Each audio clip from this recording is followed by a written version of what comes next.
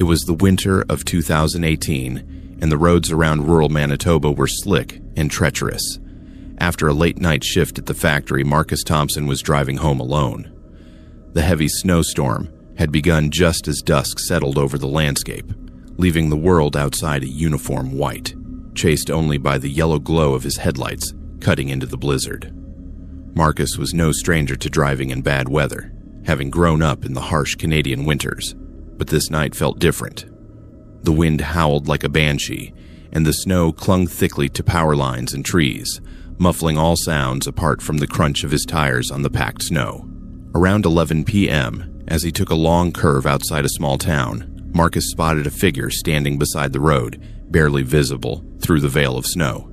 It was a woman, wrapped in a long coat, her dark hair plastered to her face by the wind. At first, he thought she might be trying to hitch a ride. The storm was picking up, and he knew she would not survive out here long without help. Pulling over cautiously in the narrow shoulder, Marcus slowed and lowered his window. "You need a ride?" he called out, trying to be heard over the storm. The woman nodded, looking pale and shivering. "Hop in. I will take you wherever you need to go," Marcus said, unlocking the passenger door. She climbed in quickly, hands trembling as she shut the door. Marcus handed her a spare blanket from the back seat, and she wrapped it tightly around herself. The warmth of the car was a stark contrast to the chill she had been enduring. "Where are you headed?" Marcus asked, glancing over. "Just down the highway. I can get off at Rosecrans exit," she whispered, voice barely audible. Marcus nodded and began to merge back onto the road, the defroster struggling against the frozen windshield. For the next 20 minutes, the only sounds were the hum of the engine and the intermittent howl of the wind. Marcus stole a few glances at the woman. She had an otherworldly presence. Her eyes were strikingly bright, almost luminescent in the dim light. Yet, there was a sadness etched deep into her expression. "Are you okay?" Marcus finally asked, trying to break the silence.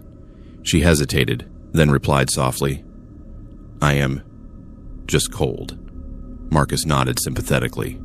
"You should have called for help earlier. This storm is lethal out here." "I could not," she said, her voice barely a whisper. Before Marcus could press for more information, the car's fuel light flicked on. "Low on gas, huh?" he muttered.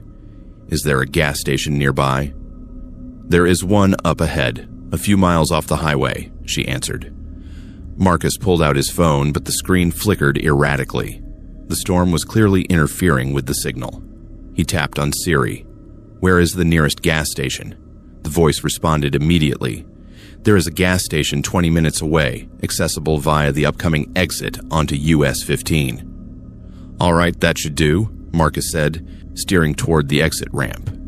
The highway was deserted, the snow relentless. As he slowed for the turn, Marcus decided to glance back at his passenger. His heart stopped. The seat was empty. No blanket. No sign of anyone having been there at all. He looked down at his lap and noticed the blanket he had given her was still folded neatly on the back seat. He blinked hard, once, twice, but the woman had truly vanished. His pulse quickened as he scanned the outside in the glow of the headlights.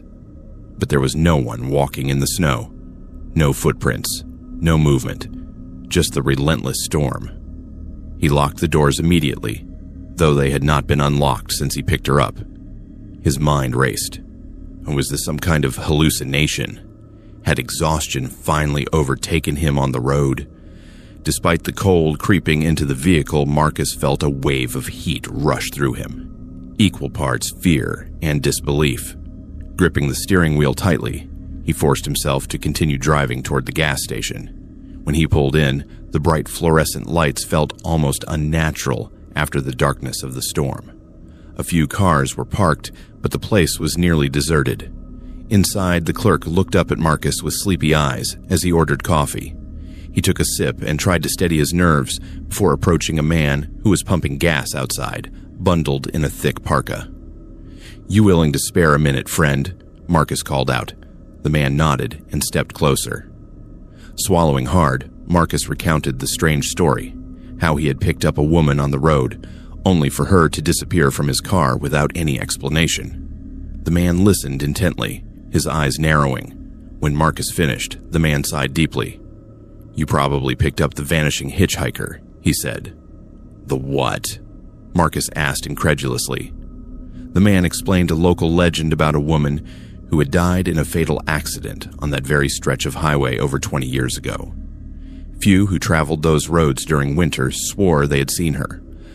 A figure appearing suddenly in a snowstorm, asking for a ride, only to vanish mysteriously in the blink of an eye. "Most people ignore her," the man said, "but some try to help. Few come away unshaken." Marcus shivered, not only from the chill, but from the unresolved terror settling in his chest. Back in the car, he tried to shake the experience off. When he finally started the engine to head home, his mind was flooded with questions. Who had that woman been? Why had she appeared to him on that night? Was it a ghost, a warning, or something else? The 30-minute drive back felt endless, the storm unabating. His eyes kept darting to the passenger seat, half expecting to see her sitting there silently, looking out at the dark, endless snow. Marcus vowed never to pick up a hitchhiker again. Months later, he still caught himself telling the story to friends and workers at the factory, the memory fresh as if it had just happened. Each retelling held unanswered questions and an undeniable chill. After that night, Marcus would sometimes find strange, frost-like patterns on the passenger window, shaped vaguely like a woman's face, only to wipe them away with a shaking hand. He never saw the woman again. But despite escaping her eerie presence, the vanishing hitchhiker haunted his memory like a frozen ghost on the long road home. As the snowstorm raged on well past midnight, Marcus found no comfort in the warmth of his car. The radio only crackled with static, and the few distant sounds of wind and tires on snow made the silence oppressive. Every now and then, he would glimpse something out of the corner of his eye, an indistinct shadow flitting just beyond the reach of the headlights. He fought the growing urge to pull over again, his hands clenched tightly around the steering wheel as he navigated the icy curves and narrow stretches of highway. The woman's sudden disappearance gnawed at him, an unsettling riddle he could not solve. Memories of her face haunted him, the pale skin flushed pink from the cold, the glistening strands of hair frozen in place. The eyes, so bright, so full of sorrow, they seemed almost otherworldly. Marcus tried to focus on the mundane. The gas station attendant had mentioned the legend of the vanishing hitchhiker, before adding that those who claimed to see her often reported an inexplicable feeling of dread or sadness that lingered long after. He wondered if that was why she looked so hollow, so mournful.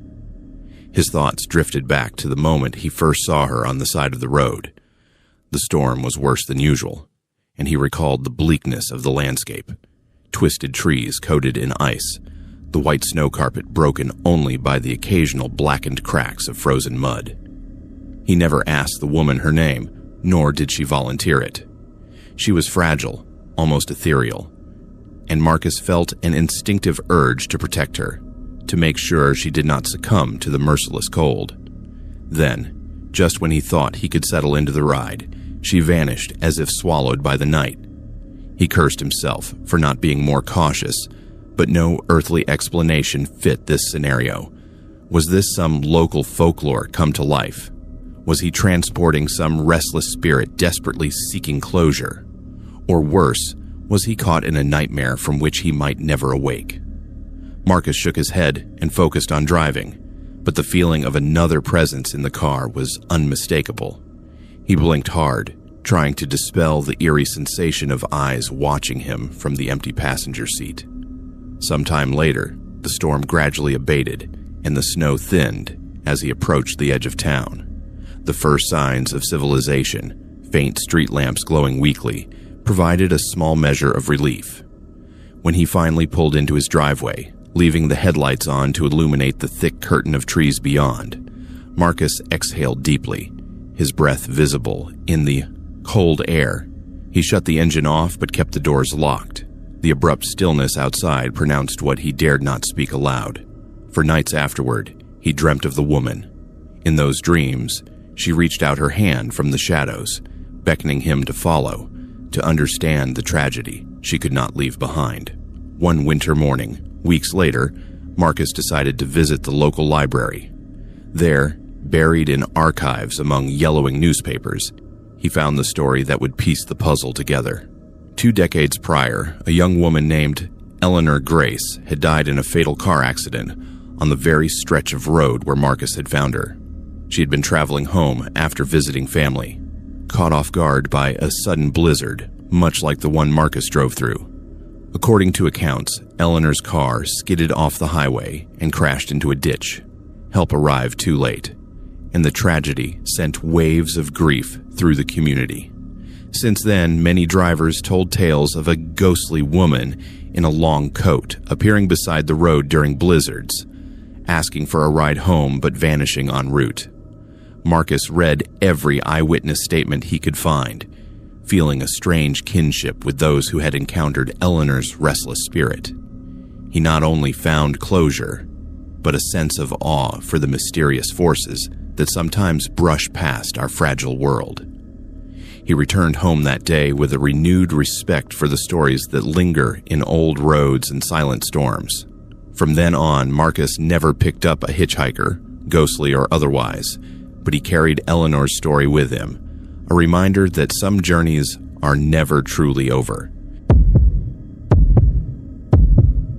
Emma Sheffield had always loved road trips, especially the ones that took her far from the bustling cities of the United Kingdom and deep into the rolling countryside.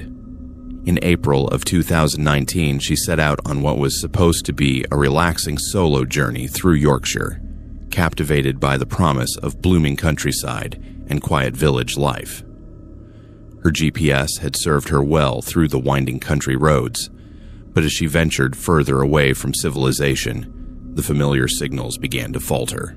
The small screen blinked, then blacked out, leaving her stranded with nothing but an outdated paper map and a fading sense of direction. Emma decided to rely on instinct instead of technology, confident that she could find the next town without trouble.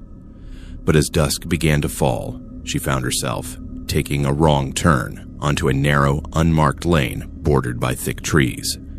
The road stretched endlessly before her, flanked on both sides by dense woodland. The ancient branches twisted overhead to create a dark canopy that swallowed the last of the light. As she drove slower, trying to navigate the increasingly treacherous path, the air grew colder, and an uneasy silence surrounded her vehicle like a suffocating blanket. The silence was broken only by the crunch of gravel beneath her tires and the occasional creak of old wood in the wind. Emma's unease grew with each passing mile as the road seemed to lead her deeper into a forgotten corner of the world. Suddenly, the road ended abruptly at a set of high gates, iron wrought and rusted with age, ornamented with strange symbols she did not recognize. The metal work was intricate but disturbing, featuring twisted patterns that seemed to move in her peripheral vision. Beyond the gates, she could make out sprawling buildings enveloped in shadows and saw flickers of light. Emma's curiosity won over caution. She parked by the side of the road, her heart racing with a mixture of excitement and apprehension, and approached the imposing entrance. A smaller side gate stood slightly ajar, as if beckoning her inside. It creaked loudly as she pushed it open, the sound echoing unnervingly through the stillness. Inside, she was met with an unsettling sight that made her blood run cold. The compound was vast and sprawling, enclosed by high stone walls, topped with sharp coils of wire that glinted menacingly in the dim light. Numerous buildings formed a small village, but the mood was heavy and oppressive, laden with a quiet that spoke of fear rather than peace. The fog of twilight mingled with smoke from unseen chimneys, creating an otherworldly atmosphere. Figures moved slowly through the compound like shadows given form, their faces pale and unsmiling, dressed in uniform, modest clothing that seemed designed to strip away any trace of individuality or personality. Emma moved cautiously through the settlement, acutely aware that she was completely out of place among these seemingly trapped souls. The residents avoided eye contact, their gazes fixed firmly on the ground as if afraid to acknowledge her presence. She tried to speak with a woman sweeping leaves near a doorway, hoping for directions back to civilization, but the woman only whispered a frantic warning, her eyes wide with barely contained terror. "Leave," the woman hissed, "before they see you, before it is too late." Several guards, burly men dressed in black uniforms with cold, calculating eyes, patrolled the winding paths between buildings. Their mere presence was enough to silence any conversations and send residents scurrying away like frightened animals. Emma felt the authoritative gaze of one guard locking onto her, and she immediately lowered her head in submission, fearful of drawing unwanted attention to herself. Her anxiety mounted as she walked quietly through the compound, overhearing fragments of whispered conversations filled with despair and hopelessness. The residents spoke in hushed tones about rules, punishments, and the terrible consequences of disobedience. Children clung to their mothers' skirts, their eyes hollow and prematurely aged. Through a grimy window, she glimpsed a group of children gathered in a cold, grim room. They sat motionless on wooden benches, heads bowed in perfect uniformity, their expressions completely blank. One little girl caught Emma's attention, a child no older than 7 clutching a worn, threadbare doll. The child's eyes glistened with unshed tears, and her silent plea for help was unmistakable. Emma's heart clenched painfully at the sight. Every instinct screamed at her to reach out, to offer comfort to these suffering children, but the harsh reality of her situation weighed heavily on her shoulders. She was alone, outnumbered, and completely at the mercy of whatever dark forces controlled this place. Suddenly, heavy footsteps approached from behind, deliberate and menacing. A man emerged from the shadows between 2 buildings, tall, broad-shouldered, and imposing. His presence seemed to suck the warmth from the air around him. His eyes burned with a strange, terrifying intensity that made Emma's skin crawl. "What are you doing here, stranger?" he demanded, his voice cold and threatening, cutting through the evening air like a blade. Emma stammered, her words catching in her throat. I got lost. My GPS died and I was trying to find my way back to the main road. I did not mean to intrude." The man's piercing gaze lingered on her face, studying her with the intensity of a predator assessing potential prey. He seemed to be weighing her words, searching for deception or hidden motives. The silence stretched between them, heavy with unspoken menace. "This is not a place for outsiders," he finally said, his words carrying an unmistakable threat. "Our community values privacy and devotion above all else. You have seen things that were not meant for your eyes." Fear surged through Emma like ice water in her veins. She realized with crystal clarity that she had stumbled into something far more sinister than a simple rural community. This was a prison disguised as a sanctuary, and she had just become a potential threat to their carefully guarded secrets. Without another word, she turned on her heel and ran toward her car, her feet pounding against the packed earth. Behind her, she could hear the man's heavy boots giving chase, accompanied by shouts and the sound of gates being unlocked. Other voices joined the pursuit, creating a symphony of danger that spurred her forward. Fumbling desperately with her keys, she managed to unlock her car and dive inside just as she heard the compound gates creaking open behind her. With trembling hands, she started the engine, and it roared to life with merciful reliability. As she sped away from the compound, gravel spraying behind her wheels, Emma glanced in the rearview mirror. Standing silhouetted against the glow of the compound's lights was the same woman who had warned her earlier, a ghostly figure watching her escape from atop a small hill. The woman's posture conveyed a mixture of relief and envy, as if she wished she too could flee from that terrible place. The oppressive silence and haunting images of the compound remained etched in Emma's mind for weeks afterward. Sleep brought no relief, only nightmares filled with pale faces, pleading children, and the sound of heavy footsteps pursuing her through endless corridors. The next day, Emma contacted the local police, desperately seeking answers and hoping to help the people she had left behind. But when officers investigated the location she described in careful detail, they found nothing but an overgrown field, as if the compound had never existed at all. Local residents she spoke to offered only vague whispers about an old cult that had supposedly operated in the region decades ago, but no one claimed any concrete knowledge of its current existence. Emma struggled to reconcile her vivid, terrifying experience with the apparent absence of any evidence. Doubt began to creep in. Had she somehow imagined the entire encounter? But the haunting images of those pale faces, the frightened children, and that terrifying man remained as clear and real as ever in her memory. Determined to find answers, she began researching historical religious sects, obscure symbols, and reports of unexplained disappearances linked to remote parts of Yorkshire. The more she delved into the dark history of the region, the more disturbing connections she uncovered. One evening, while sifting through digitized newspaper archives at the local library, she discovered chilling reports dating back several decades about a secretive cult known only as the Sable Congregation.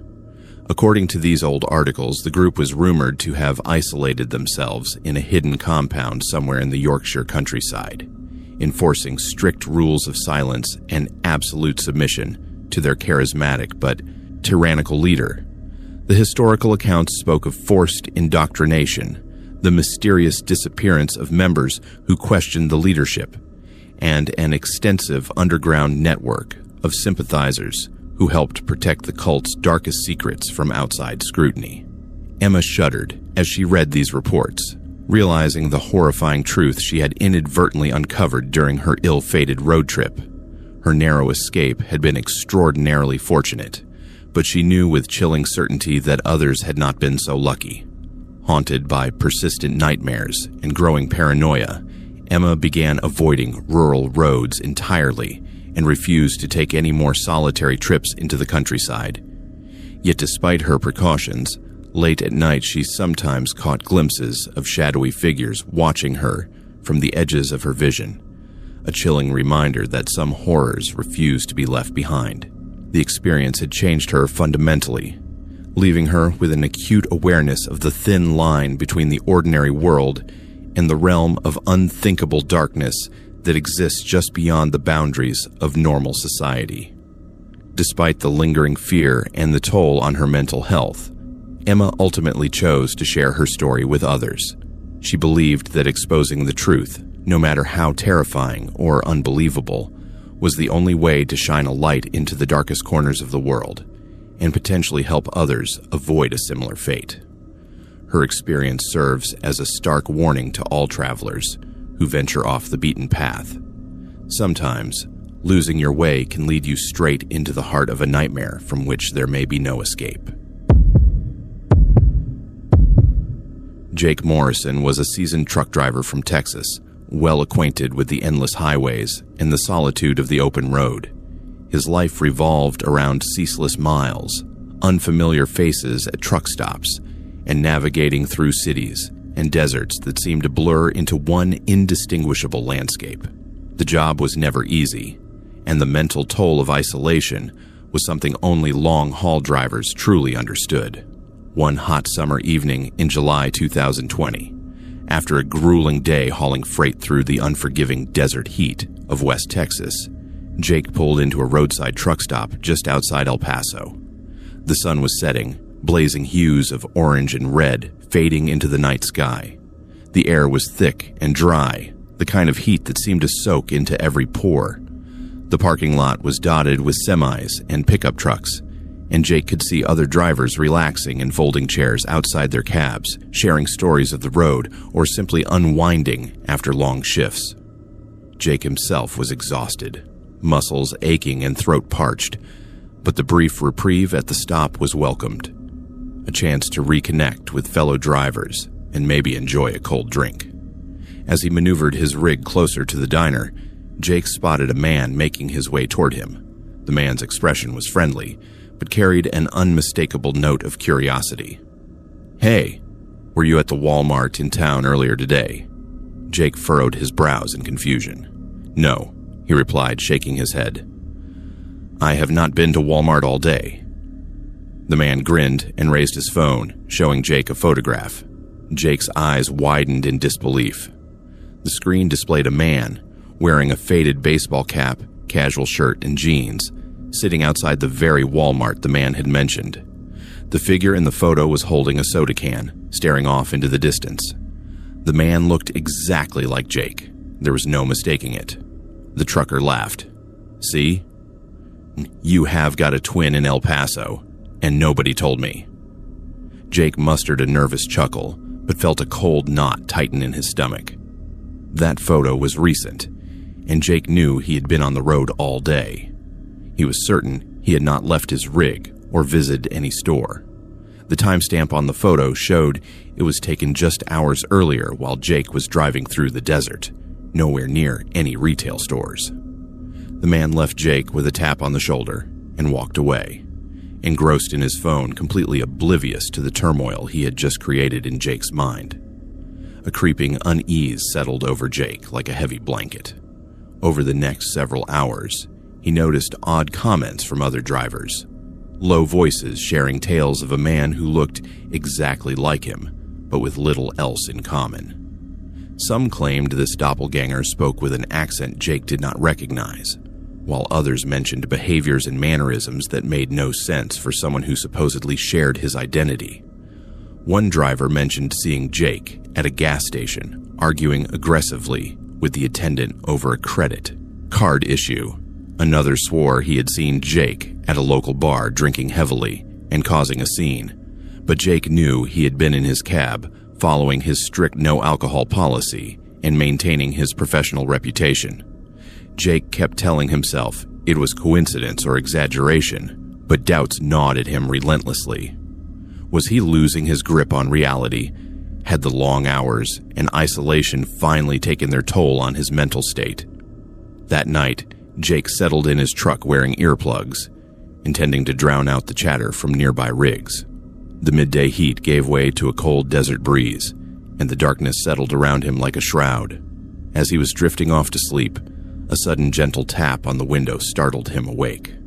He jerked upright and peered through the glass, his heart pounding in his chest. Outside stood a figure, shadowed by the dim security lights, but unmistakably his own face was staring back, a perfect mirror image. The figure wore clothes similar to his own, down to the same worn baseball cap and faded denim jacket. The figure smiled, but the expression lacked any warmth or humanity. The eyes were cold, calculating, and filled with a malevolent intelligence that sent chills racing down Jake's spine. Jake slammed the window shut, banging his head against the steering wheel in his panic. His pulse was pounding so hard he could hear it in his ears. His mind raced with questions and an overwhelming sense of fear and violation. When he looked out again moments later, the figure had vanished, as if it had never been there at all. The following day, driven by a desperate need for answers, Jake began quietly investigating. He asked careful questions of fellow drivers and made discreet calls within the tight-knit trucking community. As he dug deeper into the mystery, unsettling tales began to surface. Stories of people who were not who they said they were. Individuals who disappeared only to be replaced by suspicious doubles who knew intimate details about their lives. His search led him to the outskirts of El Paso, to a dilapidated motel where multiple sources claimed his mimic had been spotted.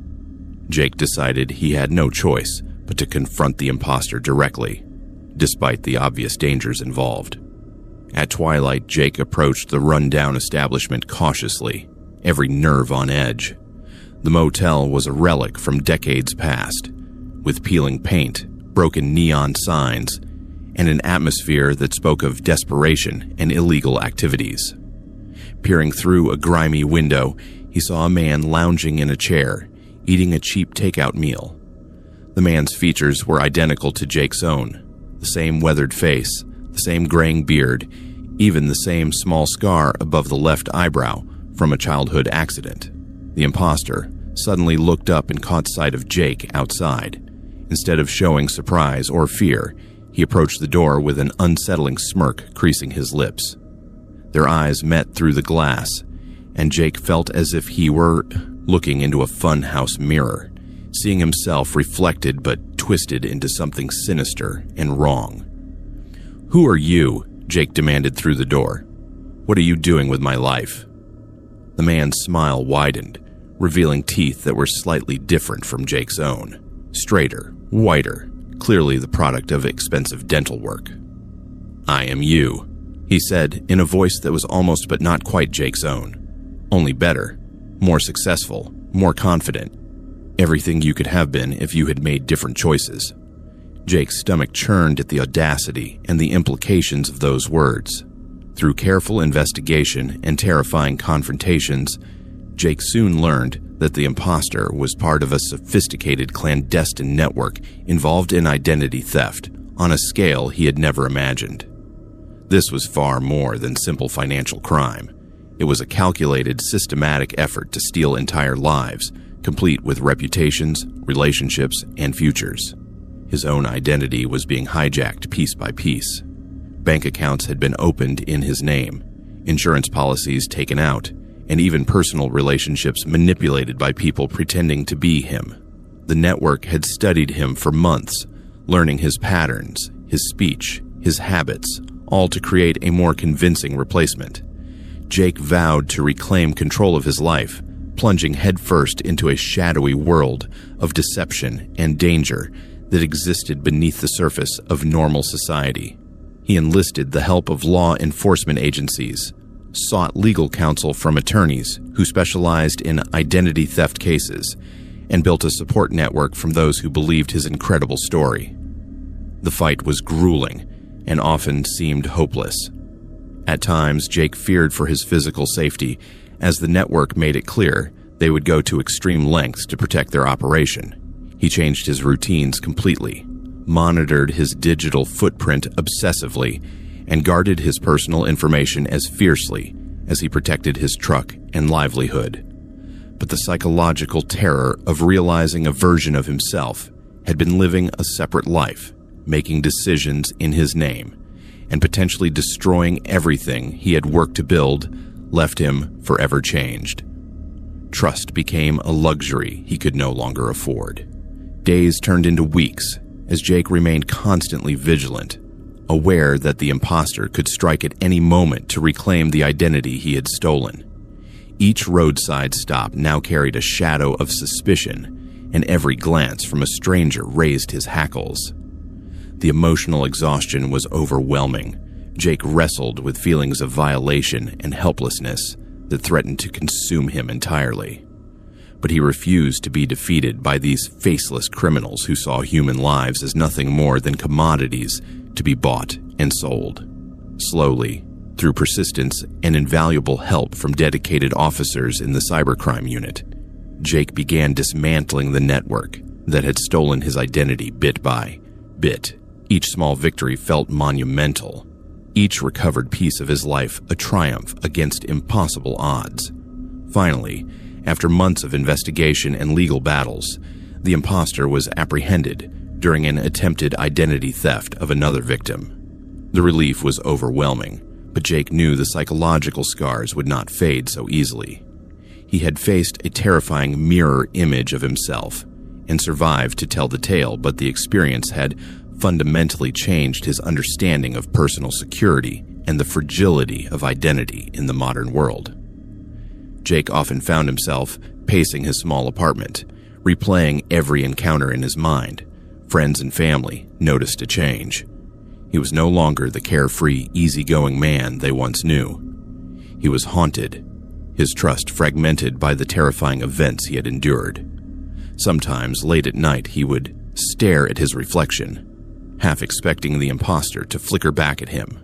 On one sleepless night, he wrote in his journal, expressing his fear and determination, vowing never to let anyone erase his existence again. "I am Jake Morrison," he wrote with shaking hands, "and no shadow will take that from me." The road had always been his home, but now it was a battleground for his very identity. His warning to others is clear and urgent. Guard your identity fiercely, because sometimes your worst enemy might be wearing your own face. In a world where technology makes identity theft easier than ever, the monsters we should fear most are not hiding in dark forests or abandoned buildings. They are hiding in plain sight, studying us, learning our habits, and preparing to steal everything that makes us who we are. Madison Clark was a Canadian photographer known for her fearless spirit and love of the open road.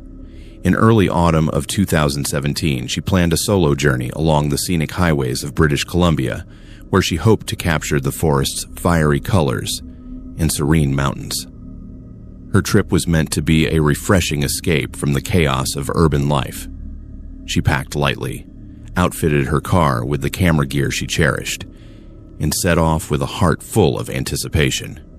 But from the very first leg of her journey, Madison felt the quiet pulse of something unnatural lurking beneath the beauty. As she drove through winding roads framed by towering evergreens, the serenity was deceptive. On her second night, after capturing vibrant shots of the fall foliage, she made her way toward a small town she had marked as her stopover. Little did she know the journey from which she would never truly escape was about to begin. The night air was crisp as Madison approached the outskirts of the town blanketed in a spectral mist. Her headlights cut through the gloom, illuminating the familiar signs she had seen in her research. Yet, something felt off, as though she were entering a place suspended in time. Not quite here, not quite anywhere else. As she navigated the deserted streets, a strange feeling settled in her chest, a weight she could neither explain nor shake. There was no cellular reception, and the radio produced nothing but dead static, further isolating her from the modern world. She parked outside a small motel, the last refuge before hours of empty highway stretched ahead. The motel was quaint, but carried an undeniable aura of melancholy, its neon sign flickering sporadically in the mist. Crossing the threshold into the dimly lit lobby, Madison was greeted by a quiet receptionist who seemed watchful yet distant, almost as if she existed partially in another realm. The woman's eyes held a hollow quality that made Madison's skin crawl. The interior was heavy, with the scent of aged wood and faint mildew. Madison settled into her room, unpacked her camera equipment with trembling hands, and attempted to shake the creeping unease that clung to her thoughts like cobwebs. That night, however, sleep was elusive. Whispers filled the darkness outside her window, indistinct but persistent, rising and falling like a tide of tormented voices. She pulled the heavy curtains tight and tried to focus on her breathing, but the sensation only grew stronger. The unmistakable feeling of being watched, followed, and trapped. When dawn finally came, pale and reluctant through the thick forest canopy, Madison vowed to leave the town and the dreadful night behind. But fate had other plans waiting for her on the winding roads ahead.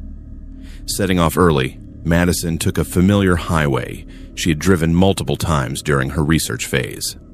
After driving for what felt like barely 20 minutes, the GPS announced a detour due to road construction, a small inconvenience she initially welcomed as a chance to explore new photographic opportunities.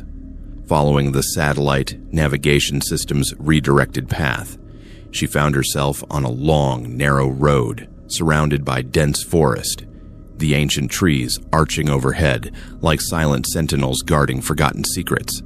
To her growing horror, the detour seemed endless, looping back on itself in impossible ways, with every landmark strangely familiar, yet unsettlingly altered from what she remembered.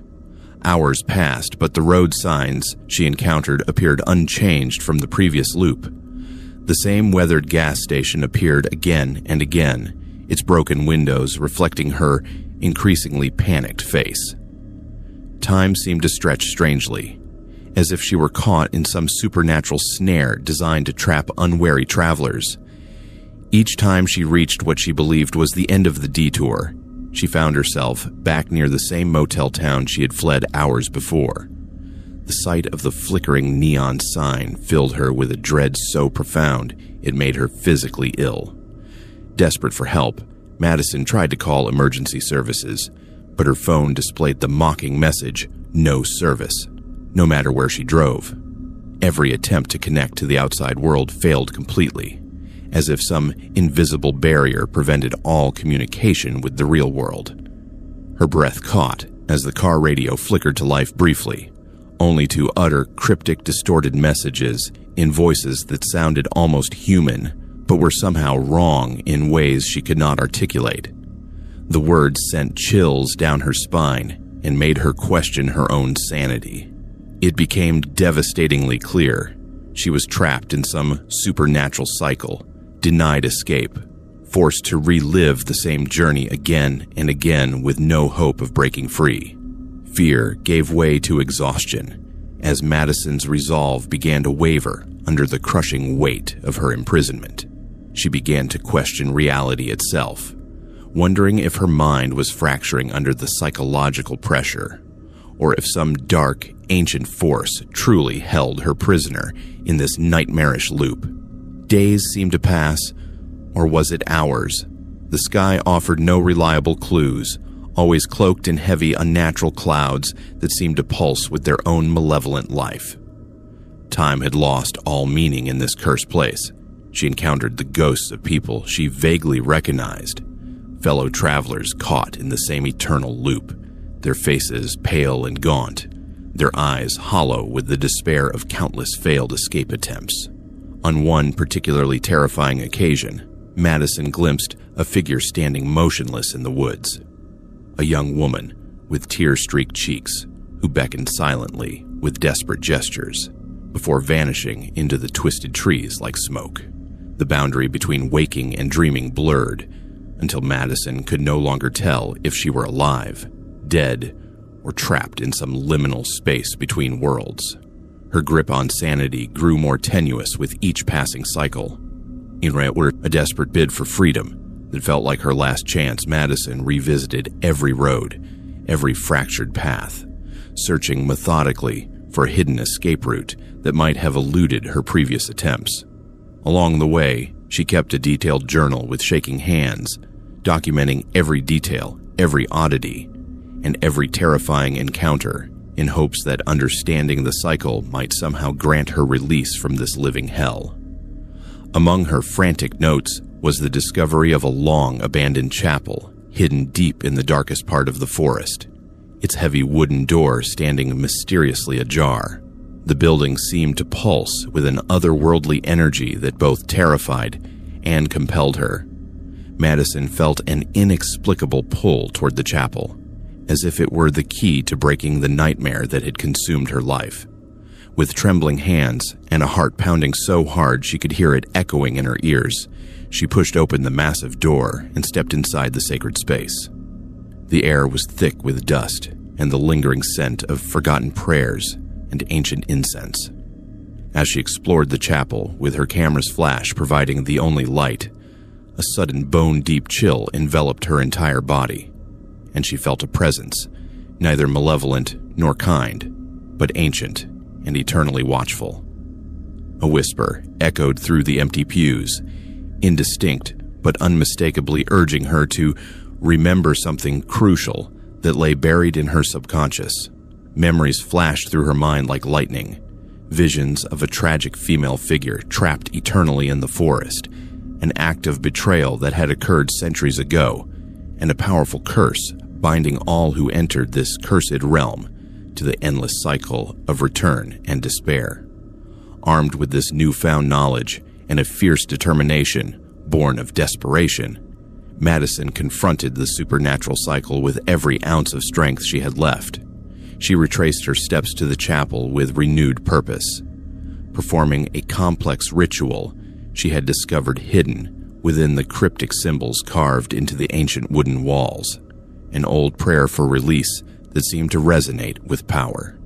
Brilliant light suddenly poured through the stained glass windows, breaking the oppressive gloom that had shrouded the forest. The crushing weight that had pressed down on her soul began to lift, and the spectral mist that had obscured the world started to dissipate like a retreating nightmare. Exhausted but filled with desperate hope, Madison started her car with trembling hands, and miraculously, The GPS signal returned strong and clear. The radio crackled to life with normal stations playing familiar songs. She drove through the forest for hours, the sun rising higher in a clear blue sky, and the world revealed itself anew with colors more vivid and beautiful than she had ever seen before. Free at last, or so she believed. After escaping the oppressive gloom of the chapel, Madison found herself on a long, empty stretch of road snaking through the forest. The sunlight filtered through the leaves, casting flickering patterns across the dashboard. It should have been a moment of pure relief, freedom reclaimed, but a growing sense of unease continued to claw at her mind. Her GPS, which had flickered back to life moments earlier, suddenly sputtered again, directing her in familiar circles. The so-called freedom was proving to be nothing more than a cruel illusion designed to torture her with false hope. Hours passed as Madison drove the winding roads, recognizing familiar landmarks in a futile attempt to find a true path out of her supernatural prison. At one point, she came across a small service station, completely deserted, save for a weather-worn sign swinging ominously in the breeze. Inside, she found old newspaper clippings pinned to the wall, yellowed with age and brittle to the touch. They told chilling stories of disappearances, travelers vanishing without a trace along that very route, lost forever in the forest's embrace. The articles mentioned persistent rumors of ancient curses and restless spirits, but all the official reports dismissed the incidents as simple accidents or cases of misadventure. Madison's heart pounded as she pieced together the terrifying truth. The forest and its roads were an elaborate trap, a liminal space between worlds where the living could become lost forever, feeding some hunger she could not comprehend. Night fell again, faster and heavier than before. The shadows grew long and twisted, bending reality in ways that hurt to observe directly.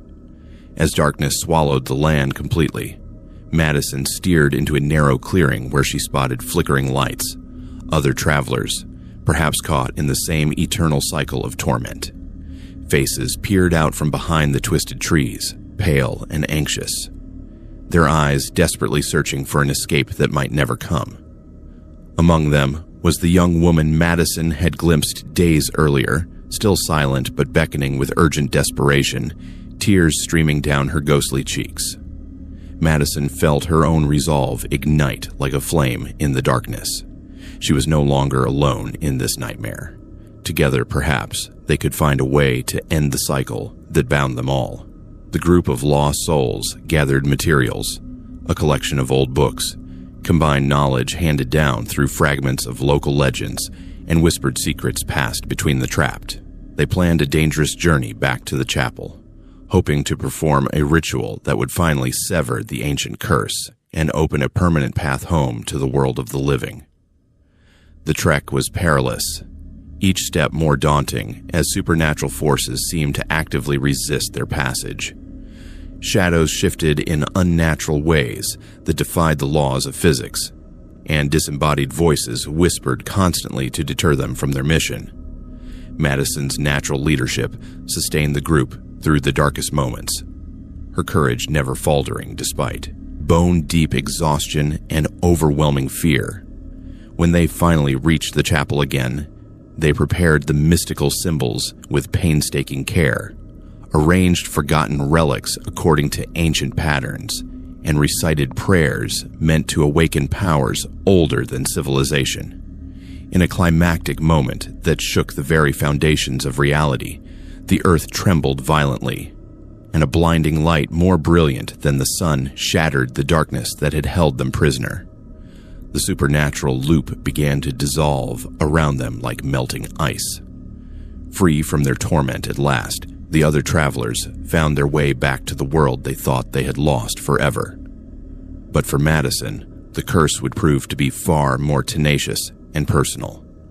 Yet for Madison, the curse was not so easily broken by collective action. As she attempted to resume her normal life, the supernatural pull of the forests and the cursed roads remained as strong as ever, like invisible chains dragging at her soul, despite countless attempts to avoid the path and numerous efforts to stay away from British Columbia entirely, she would inexplicably find herself standing at the edge of the same chapel, confronted by the endless journey she thought she had finally escaped.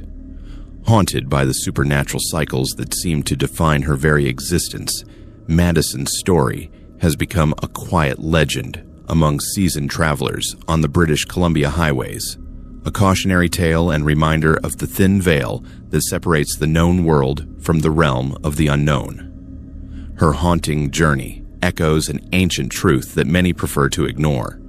Some roads lead beyond the world we understand, carrying us into places where time bends according to different laws. An escape is never guaranteed. And in the end, Madison learned that sometimes the only way forward through supernatural torment is to accept that you must keep returning to face what cannot be left behind. Oliver Davies had grown up with stories of his sprawling Welsh family, cousins in farmhouses, distant aunts who knitted by the fire, and elders who traced their bloodlines back hundreds of years through the green valleys and stormy coasts of Wales.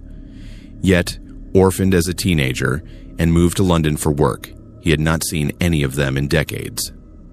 It was a surprise then when a formal-looking letter arrived at his apartment in the spring of 2017. It was heavy with the scent of lavender and the dust of long travel, embossed with an old crest reading Dafade. Inside was a handwritten invitation: the Davies family reunion, Saturday, June 12th, Bryn Mawr Hall, Carmarthenshire. You are family. It is time to come home. Oliver turned the envelope over in his hands for days. He could not quite recall the connections, but a warmth grew within him. Perhaps he had family after all, people who might know his roots and where he came from. He booked a rental car, took time off work, and set off for Carmarthenshire with equal parts hope and anxiety, imagining stories swapped over bread and beer, hugs and revelations. The journey was beautiful: sheep among lush rolling hills, stone bridges crossing mirror-smooth rivers, crows swirling above ancient ruins. As he neared the destination, the lanes became narrower, the hedgerows taller, and the air heavier. Yet he was greeted with bursts of sun after rain, golden valleys shivering in the breeze. A faded sign appeared out of the mist: Bryn Mawr Hall, with a painted family crest. Oliver's heart thumped with anticipation as he followed the gravel drive winding between yew and oak, finally pulling up to a grand, slightly crumbling manor set among long, wild grass. A chorus of voices erupted as he took out his bags. Children chased each other on the lawn. Older men gathered around a smoking grill, laughing in Welsh and English. Women fussed over platters of food. All eyes turned to him. "Oliver, Ollie, look at you," cried a middle-aged woman, throwing her arms around him with the strength of kin. He was whisked into the fold, bombarded with introductions. Old uncles slapped his back. Cousins he did not remember kissed his cheeks. An elder matriarchal figure, thin and upright, pressed a glass of homemade sloe gin into his hand and declared, "At last, the London sun returns." He wondered at how quickly he was swept in, the stories they recalled, the effortless way they accepted him. "You have your mother's eyes," the matriarch insisted, and that curve in the ear, Davies, all the way back to Glyndŵr. They dined on lamb with mint, fresh bread, leek soup, root vegetables, and trifle. Toast flew thick and fast. To the Davies. The old house rang with tangled harmonies and Irish jigs played by someone's grandchild on a battered accordion. As dusk settled, lanterns glowed on the tables outside. Someone called for an old family game, Secret Stories, where a tale must be told by each in turn. The laughter was loud, warmth infectious, and yet Oliver felt the faintest coil of discomfort tightening deep within. When it was his turn, he hesitated. "I'm sorry," he laughed. "I do not have stories of the old days. I remember a few things my mother said, but not much." "Never mind," his new cousins yelled. "You belong with us. We will remind you." An old uncle put his arm around Oliver and whispered, "You are home now. That is all that matters." As the night deepened, music twisted into a more somber mood. The older relatives grouped together, exchanging long, low words. The children were called inside for bedtime by women whose faces had changed from jovial to stern. The crowd thinned, and soon only a few remained near the glowing lantern outside. One of the men passed Oliver a glass of dark cider and asked quietly, "Have you ever been here before, lad?" "No," Oliver replied, his nerves prickling. "I do not remember it at all." "Strange, that. You're the spitting image of your great-grandfather. I would have thought you had the blood memory of home." Another cousin, voice thick with something unreadable, nodded. "Some say family cannot forget its own. Our kind, at least, always comes back." A heavy silence fell. Something changed in the air. The laughter had ceased.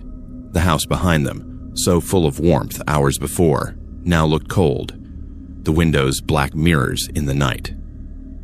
Oliver's phone, which had been in his pocket, buzzed. No service, for the first time on his journey. One by one, the uncles and cousins departed, offering distant nods, leaving Oliver with only the matriarch and the first uncle to greet him.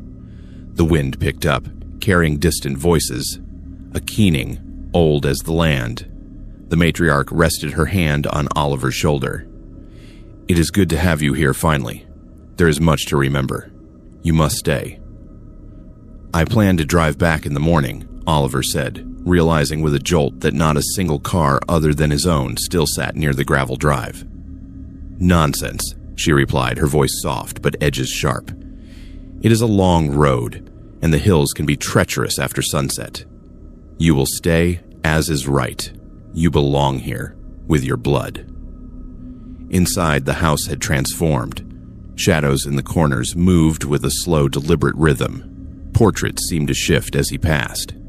He was given a candle and led to a guest room on the top floor, its windows wide to the moors, its bed draped in heavy woolen blankets. Sleep would not come. He paced the creaking floor, studying the old photographs, faces that resembled his own, all staring with solemn intensity. The black and white images grew more distorted the longer he looked. Eyes that seemed too sharp, smiles too wide. Whispers wound through the corridor. Sometimes the house itself seemed to breathe, a living thing, ancient and watchful. At midnight, he heard soft footsteps on the landing. Oliver pressed himself to the door, listening. Voices, fragmented, murmuring in Welsh, slipped under the threshold. He is here at last, the one lost to the city. Now the circle is whole. A sudden chill sent shudders through him. Unable to bear the suffocating room, Oliver slipped down the stairs, careful not to make a sound. He passed rooms with doors ajar. Inside, family members sat in circles, heads bowed, chanting in a dialect he could not place. He moved toward the front hall, desperate for air. As he reached the threshold, the front door swung open by itself. The matriarch and the uncle stood waiting, their faces grave. "Going somewhere, Oliver?" The uncle's voice was no longer welcoming. Something about their posture, the darkness beyond the doorstep, told Oliver there were no roads left to take, only winding loops returning to this ancient house.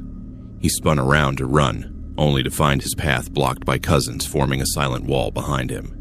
"This is your place," the matriarch said softly. "You are Davies, as it was written. You will make the circle whole again." Oliver's mind raced. "I have a life in London. Friends. Work. I do not even know you."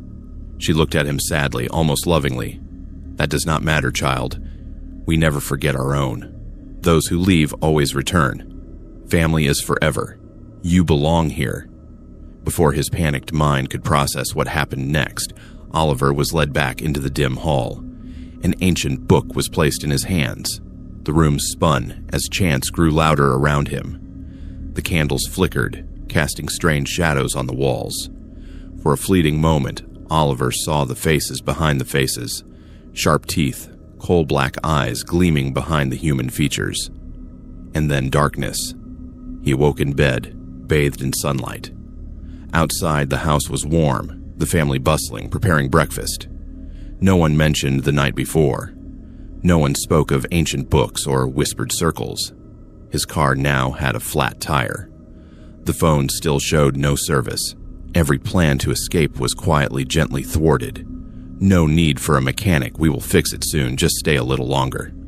The roads are flooded after last night's rain. You look tired, dear. Have some tea and rest your bones." Days bled into weeks, then months. Oliver's memory of his old life faded like a word written in steam. He took up work in the orchard, joined in family tasks, and found himself recognized by passing villagers who called him by name as if he had always been there. Sometimes at night, he pondered whether this had been his fate all along. Not a family reunion, but a summoning, a return to roots stronger and deeper than he could have guessed. Months later, a traveler passing through Bryn Mawr Hall would swear he saw a man in the orchard, a man with Londoner's eyes and farmer's hands who looked right through him, as if remembering something from a world far, far away. Ashley Campbell had always been proud of her ability to navigate Alberta's highways with confidence. As a traveling nurse who covered remote communities across the province, she had driven every major route countless times, memorizing every curve, every landmark, and every exit between Calgary and Fort McMurray. The long stretches of wilderness held no fear for her until the night she became trapped on Highway 63. It was late November 2019, and Ashley was making her regular monthly trip north to Fort McMurray after completing a 2-week rotation at a clinic in Edmonton. The forecast had called for light snow, nothing she had not handled before, but as she left the city limits behind, the weather took an unexpected turn for the worse. By the time she reached the halfway point of her journey, a thick blanket of snow was falling steadily, and visibility had dropped to mere meters ahead of her headlights. The radio crackled with weather warnings, advising travelers to pull over and wait for conditions to improve. But Ashley had made this drive in worse conditions. She reduced her speed, gripped the steering wheel tighter, and pressed on toward her destination. The familiar landmarks began to blur together in the swirling snow. Mile markers disappeared behind walls of white, and the usual truck stops and rest areas seemed to vanish into the storm. Ashley found herself relying more and more on her fuel gauge and odometer to track her progress. But something strange began to happen as the hours wore on. According to her calculations, she should have reached Fort McMurray by 1:30 in the morning, but her dashboard clock remained stubbornly fixed at 11:47 p.m., the luminous digits glowing mockingly in the darkness of her cabin. She tapped the display thinking it might be frozen, but the numbers never changed. More unsettling still was her fuel gauge. Despite driving for what felt like hours at highway speeds, the needle had not moved from the 3/4 mark, where it had been when she left Edmonton.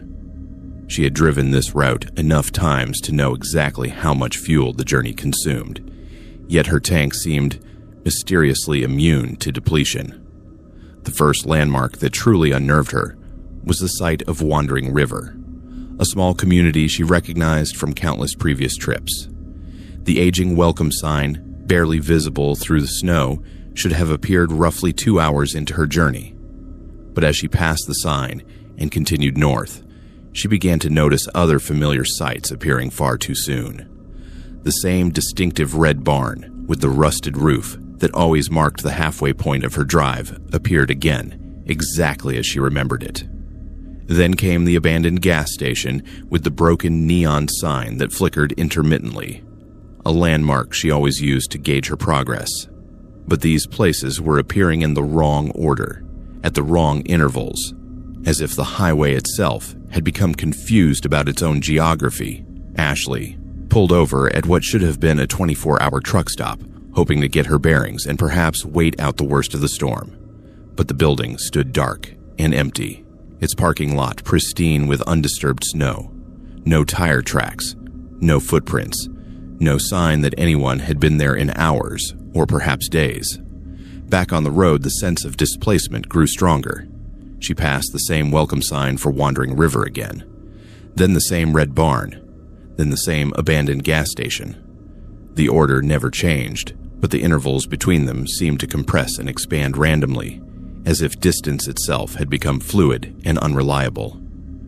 Her cell phone showed no signal, which was not entirely unusual in this remote region, but even her CB radio, a backup communication device she always carried for emergencies, produced nothing but static. It was as if she had driven beyond the reach of all human contact, into a realm where normal rules of time and space no longer applied. Hours passed, or what felt like hours in a world where clocks had stopped working. Ashley found herself trapped in an endless loop of familiar landmarks, each appearance more unsettling than the last. The red barn began to look more weathered each time she passed it. The abandoned gas station's neon sign flickered in different patterns, sometimes spelling out words that made no sense. The snow continued to fall with supernatural persistence, never accumulating more heavily, but never lessening either. It was as if the storm existed in its own pocket of frozen time, maintaining the exact same intensity forever. Ashley's rational mind struggled to find explanations. Perhaps the storm had disoriented her more than she realized. Maybe she had taken a wrong turn somewhere and was driving in actual circles on some complex network of backroads. But deep down, she knew that no logical explanation could account for the impossible repetition of landmarks or her mysteriously unchanging fuel gauge. As the night, if it could still be called night when time had lost all meaning, wore on, Ashley began to notice other disturbing details. The few road signs she encountered were becoming increasingly illegible, their text blurring and shifting as if written in a language she had once known but was now forgetting. The landscape beyond her headlights seemed to pulse and breathe with a life of its own. Trees appeared to move when she was not looking directly at them, bending and twisting into new configurations between glimpses. The road itself seemed to undulate subtly, rising and falling in ways that defied her memory of this normally straight stretch of highway. Most disturbing of all were the occasional glimpses of other vehicles. Sometimes, in her peripheral vision, she would catch sight of headlights in her rearview mirror, but when she looked directly, they would vanish. Other times, she would see the faint glow of taillights ahead of her in the distance, but no matter how fast she drove, she never seemed to get any closer to them. Once, she was certain she saw another car parked on the shoulder, a white sedan that looked exactly like her own vehicle. As she slowed down to investigate, preparing to offer assistance to what might be another stranded traveler, the car simply faded away like a mirage, leaving nothing but empty roadside and swirling snow. The psychological toll of the endless loop began to weigh heavily on Ashley's mind. Fatigue set in, but she was afraid to stop driving, terrified that if she pulled over to rest, she might never be able to start moving again. The repetitive nature of the journey began to feel like a form of psychological torture, each familiar landmark a reminder of her growing entrapment. She tried various strategies to break the cycle. She attempted to take different exits, but the off-ramps led to roads that curved impossibly back to the main highway. She tried driving in reverse for a short distance, hoping to somehow reset the loop, but the landmarks continued to appear in their predetermined order regardless of her direction of travel. In desperation, she began talking to herself, then singing, then shouting at the empty landscape, anything to maintain her sanity in the face of the supernatural repetition. Her voice seemed to be absorbed by the snow-filled air, creating no echo, leaving her feeling even more isolated and alone. The breaking point came when Ashley realized she had been seeing the same snowflakes falling past her windshield. Not just similar patterns, but the exact same individual flakes, following identical paths through the beam of her headlights. The storm was not just persistent, it was literally the same storm, playing out the same few seconds over and over again. With this realization came a strange sense of acceptance. Whatever force had trapped her on this impossible highway was beyond her ability to understand or overcome through normal means. She needed to think differently, to approach the problem from an angle that acknowledged the supernatural nature of her predicament. Ashley began to pay closer attention to the subtle variations in each loop. While the major landmarks remained constant, tiny details changed. The angle of a fence post, the number of icicles hanging from a power line, the position of a distant light. These variations seemed random at first, but gradually she began to detect a pattern. The changes appeared to be leading her attention toward a specific location, an unmarked dirt road that appeared briefly between the red barn and the abandoned gas station. In previous loops, she had dismissed it as unimportant, but now she realized it might be the key to her escape. On what felt like her 100th passage through the cycle, Ashley steered toward the dirt road. As her wheels left the pavement, she felt a strange sensation, as if she were pushing through some invisible barrier.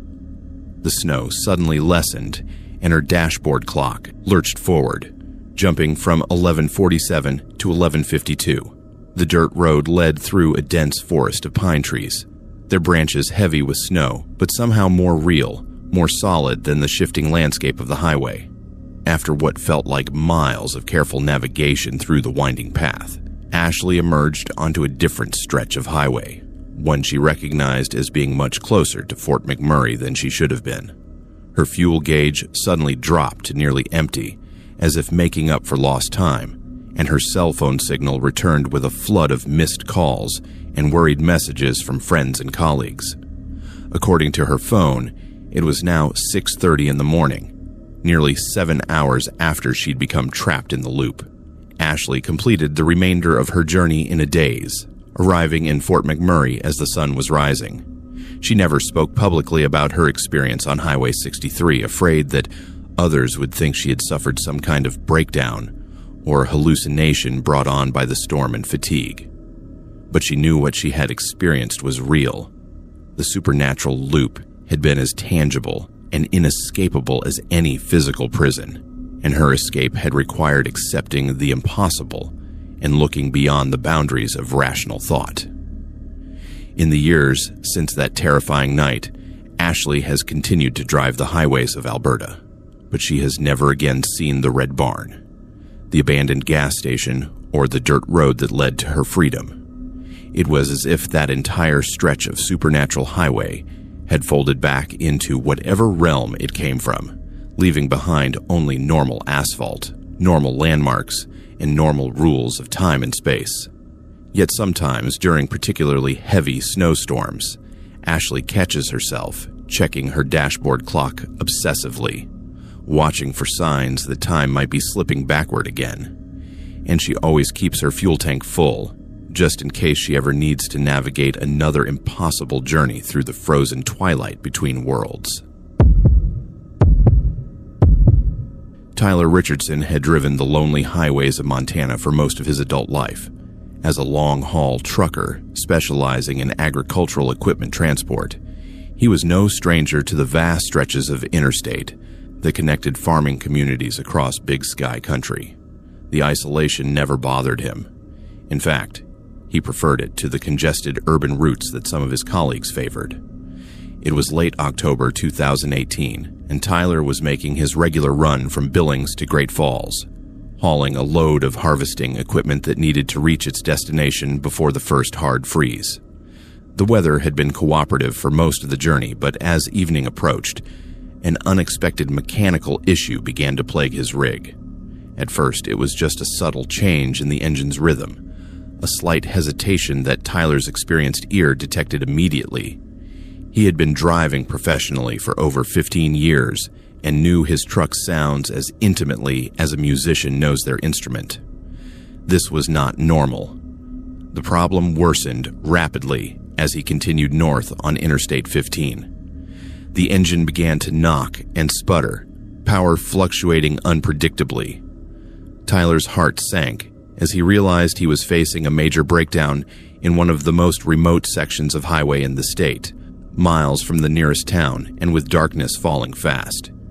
He managed to coax the failing truck to the shoulder of the road before the engine died completely. The silence that followed was profound. No traffic, no wind, just the vast emptiness of Montana wilderness, stretching endlessly in all directions. Tyler tried the ignition several times, but the engine would not even turn over.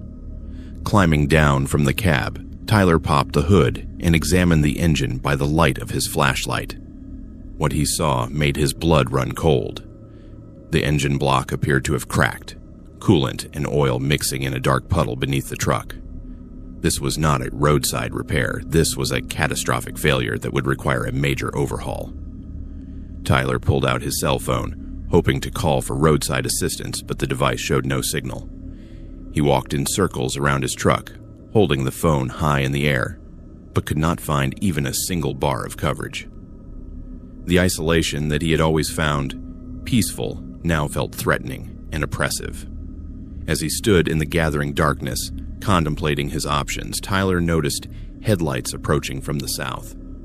The vehicle slowed as it passed his disabled truck, then pulled a U-turn and came back to park behind him.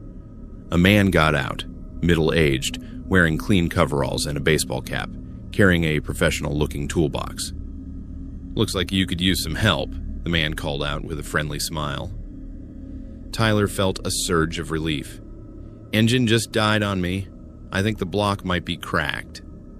The stranger introduced himself as Bill and explained that he operated a mobile repair service specializing in emergency roadside assistance for commercial vehicles. What were the odds, Tyler thought, that a qualified mechanic would happen to drive by just when he needed one most? Bill examined the engine with the expertise of a seasoned professional, using a high-powered LED flashlight that illuminated every detail of the mechanical components. His diagnosis was grim but not hopeless. The engine block was indeed cracked, but he happened to have the necessary parts and equipment in his service truck to perform a temporary repair that would get Tyler to the nearest town. "I have to be honest with you," Bill said, wiping grease from his hands with a clean rag. "This is going to be expensive. Major engine work always is, but I can get you running again tonight." Tyler was prepared to pay almost any price to avoid being stranded overnight in the middle of nowhere. When Bill quoted a figure that was surprisingly reasonable, far less than Tyler had expected for such extensive work, he agreed immediately. Bill's service truck was immaculate, organized with military precision. Every tool had its place, every part was labeled and cataloged. The man worked with the efficiency of someone who had performed this exact repair countless times before. Within 2 hours, sounds of a healthy engine filled the night air once again. "That should get you where you need to go," Bill said, closing the hood with satisfaction. "Just remember to have it properly overhauled when you get to a major service center." Tyler paid the agreed amount in cash, thanking Bill profusely for his help. As the mechanic packed up his tools, Tyler noticed something that made him pause. A small stack of missing person flyers tucked into the corner of Bill's toolbox.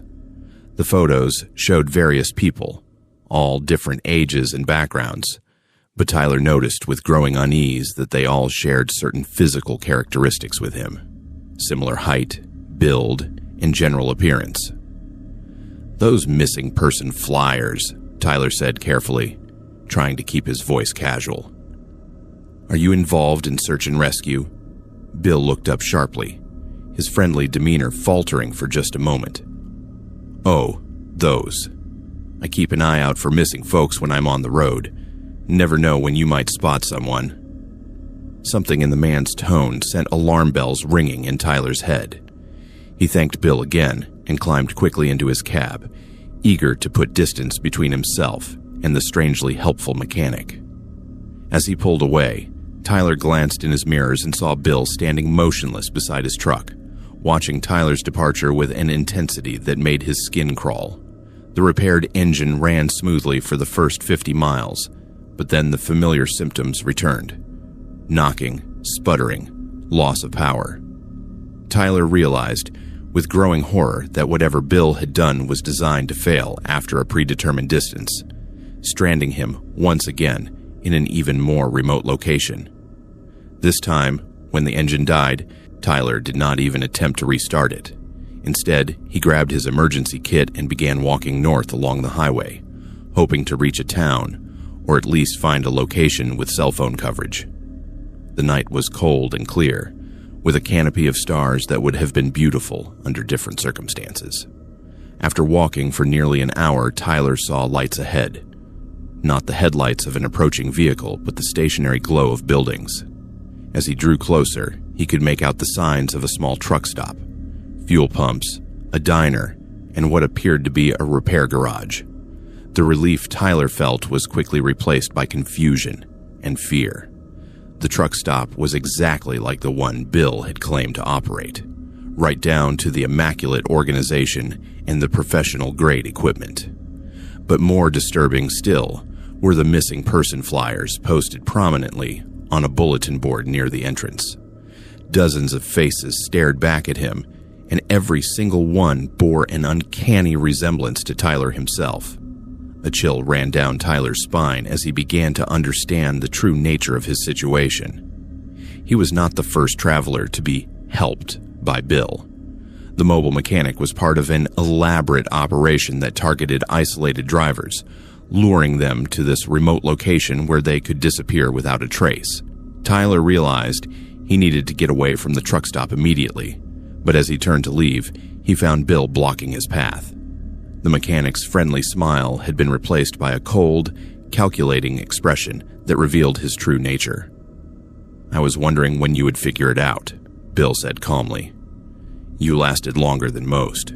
Usually they start to panic as soon as they see the flyers." Tyler looked around desperately for an escape route, but other figures were emerging from the shadows. Men and women who moved with the coordination of a practiced team. He realized that the entire truck stop was a front for something far more sinister than simple highway robbery. "What do you want?" Tyler asked, trying to keep his voice steady. Bill's smile returned, but there was no warmth in it. "We want you, Tyler. We have been watching you for months, learning your routes, your habits. You fit our requirements perfectly." Tyler did not wait to learn what those requirements might be.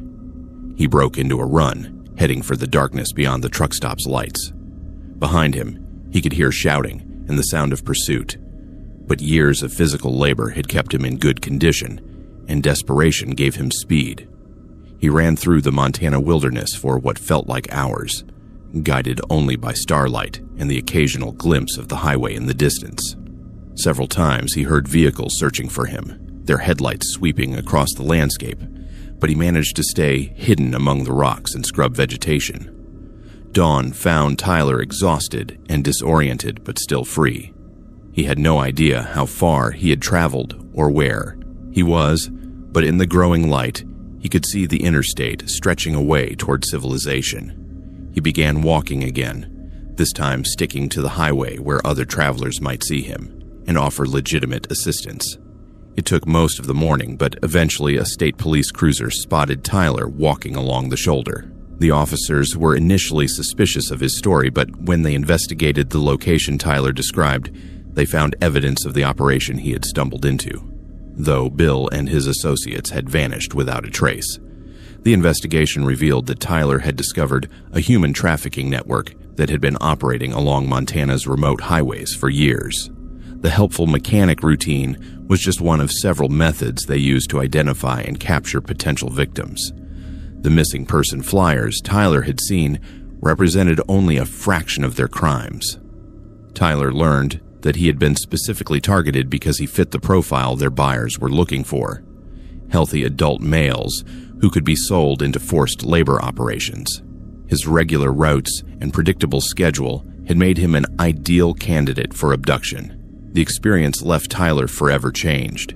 He could no longer drive the isolated highways without constantly checking his mirrors, jumping at every unexpected sound, and questioning the motives of anyone who offered help.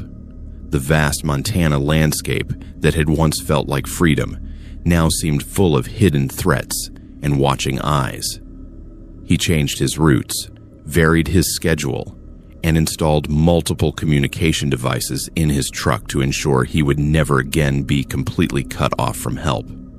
But the psychological scars ran deeper than any practical precautions could address. Months later, Tyler learned that several other victims had been rescued as a result of his escape and the subsequent investigation. The knowledge that his ordeal had helped save others provided some comfort, but it could not erase the memory of how easily he had been deceived by the appearance of helpful kindness. Tyler's story serves as a stark reminder that predators often disguise themselves as rescuers, and that the most dangerous monsters are those who appear most helpful when we are at our most vulnerable. In a world where travelers must often depend on the kindness of strangers, the line between salvation and trap can be terrifyingly thin. The highways of America are filled with genuine Good Samaritans who offer assistance without ulterior motives, but Tyler's experience proves that evil can wear the mask of charity, and that sometimes the most dangerous place to be is in the hands of someone who claims they want to help you. Hannah Foster was a seasoned travel writer from Scotland known for her detailed guidebooks covering the hidden corners of the United Kingdom. In September 2016, she set out on what should have been a routine research trip from Edinburgh to Glasgow, planning to document lesser-known historical sites along the M8 corridor for her upcoming book on Scotland's forgotten heritage. Hannah had driven this route countless times over the years, both for work and pleasure. She knew every service station, every landmark, and every mile marker between the two cities. The M8 was as familiar to her as the streets of her own neighborhood, which made what happened that autumn evening all the more disturbing. The journey began normally enough. Hannah left Edinburgh around 4:30 in the afternoon, hoping to reach Glasgow before the evening rush hour made the roads unbearable. The weather was typical for September in Scotland. Overcast skies with intermittent drizzle that required constant use of the windshield wipers. About 20 minutes into the journey, Hannah encountered a large electronic sign spanning the motorway. Roadworks ahead. M8 closed. Follow diversion. Orange barriers had been placed across the main carriageway, forcing all traffic onto a clearly marked detour route that led off the main motorway. Hannah was mildly annoyed by the unexpected delay, but followed the diversion signs along with dozens of other vehicles. The detour route was well signposted, leading through what appeared to be a parallel road that ran roughly in the same direction as the M8. She assumed it was a typical bypass designed to keep traffic moving, while maintenance work was performed on the main motorway. The first sign that something was amiss came about 10 minutes after joining the diversion. Hannah noticed a road sign that read, "Welcome to Lanarkshire," in the familiar blue and white design of Scottish road signage. But something was wrong with the text. The lettering seemed slightly different. The spacing was off, and there was a small coat of arms she did not recognize beneath the county name. Hannah slowed down to get a better look at the sign, but the other vehicles in the diversion were moving at a steady pace, and she did not want to cause problems by stopping. She dismissed her unease as a trick of the failing light and continued following the route. As the detour continued, Hannah began to notice other subtle differences. The landscape looked familiar. Rolling hills, scattered farmhouses, patches of woodland. But the details were wrong. A distinctive red-roofed barn that she had passed hundreds of times on the M8 appeared beside the diversion route. But it was on the wrong side of the road and seemed to be in better condition than she remembered. More troubling still were the town signs she encountered. Places she knew well appeared with unfamiliar names. Motherwell was labeled as Matherwell, and East Kilbride was marked as East Kilbridgeon. The differences were subtle, but unmistakable to someone who had spent years documenting the region's geography. Hannah pulled out her GPS device, hoping to get her bearings, but the display showed nothing but static. Her smartphone was similarly useless. The GPS function refused to work, and she had no cellular signal. Even her car's built-in navigation system had gone dark, its screen displaying only an error message she had never seen before. The most unsettling discovery came when Hannah noticed the other vehicles in the diversion convoy. At first glance, they appeared normal, a mix of cars, vans, and lorries that one would expect to see on any Scottish motorway. But as she paid closer attention, she began to spot anachronisms that should not have been possible. A Morris Minor drove past her, its chrome bumpers gleaming as if it had just rolled off the production line, but the car had been discontinued decades ago. Behind her in the convoy, she spotted what appeared to be a pristine Austin 7, a vehicle that belonged in a museum rather than on a modern highway. Even more disturbing were the people inside these vehicles. The drivers and passengers were dressed in clothing styles that seemed to span several different eras. Hannah saw women in 1940s, victory rolls, and men in narrow lapels that had not been fashionable since the 1960s. Everyone appeared perfectly normal individually, but the collective effect was deeply unsettling. As darkness began to fall, the streetlights along the diversion route flickered on, but they were not the modern LED fixtures Hannah expected. Instead, they were old-style sodium vapor lamps that cast everything in an eerie orange glow. Some sections of the route were lit by what appeared to be actual gas lamps, their flames dancing in glass enclosures like something from Victorian London. Hannah realized she was no longer simply on an alternative route to Glasgow. She was traveling through some version of Scotland that existed parallel to the one she knew. The geography was similar, but the details were all wrong, as if she had slipped sideways into a reality where history had unfolded differently. The conviction that she was trapped in an alternate version of her own country grew stronger when she began to encounter road signs in languages she did not recognize. Some appeared to be Gaelic, which would not have been entirely unusual in Scotland, but the script was different. Older, more ornate, with letters and symbols that did not match any version of Scottish Gaelic she had ever seen. Other signs were in what appeared to be Latin, but with words and phrases that seemed to describe places and concepts that did not exist in her version of Scotland. One sign mentioned Novum Castellum, New Castle, but pointed toward an area where Hannah knew no such settlement existed. The parallel nature of her predicament became even more apparent when Hannah passed what should have been the outskirts of Glasgow. The city was there, sprawling across the horizon with its familiar skyline, but the buildings were wrong. Structures that should have been modern glass and steel towers appeared to be constructed in architectural styles from different time periods, as if the city had developed along entirely different lines. Most unsettling of all was the River Clyde, which should have been a familiar landmark as she approached Glasgow. The river was there, following roughly the same course she remembered, but it was wider and deeper, with bridges she had never seen before. Ancient stone structures spanned the water alongside what appeared to be Victorian iron constructions, and even some bridges that looked almost Roman in their design and scale. Hannah realized she needed to find a way off the diversion route and back to her own reality, but every exit she saw led to towns and roads with unfamiliar names, places that did not exist on any map of Scotland she had ever studied. The diversion had become a trap, carrying her deeper into this parallel version of her homeland. As the night deepened, the other vehicles in the convoy began to thin out, taking various exits until Hannah found herself driving alone through a landscape that grew increasingly alien despite its surface familiarity. The rolling hills of the Scottish countryside stretched away on both sides, but they were dotted with structures that belonged to no historical period she could identify. Stone circles that were too perfectly preserved, castles that combined architectural elements from different centuries, and what appeared to be Roman ruins in areas where the Romans had never established major settlements. Hannah's fuel gauge had been reading nearly full when she started the journey, but now it showed less than a quarter tank remaining.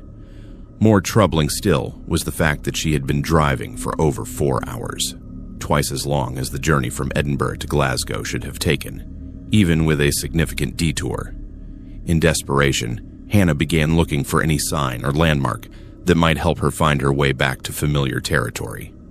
As she crested a hill that should have offered a view of Glasgow's lights, she instead saw a city that looked like no place she had ever been. A sprawling metropolis with architecture that seemed to blend elements from across centuries and cultures.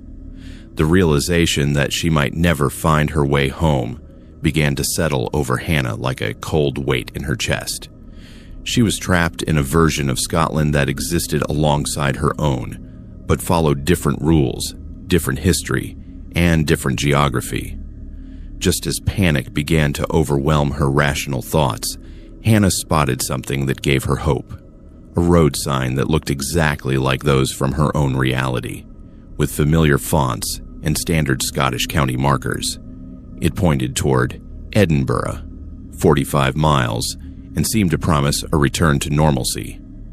Following this sign, Hannah found herself on a road that gradually began to look more familiar.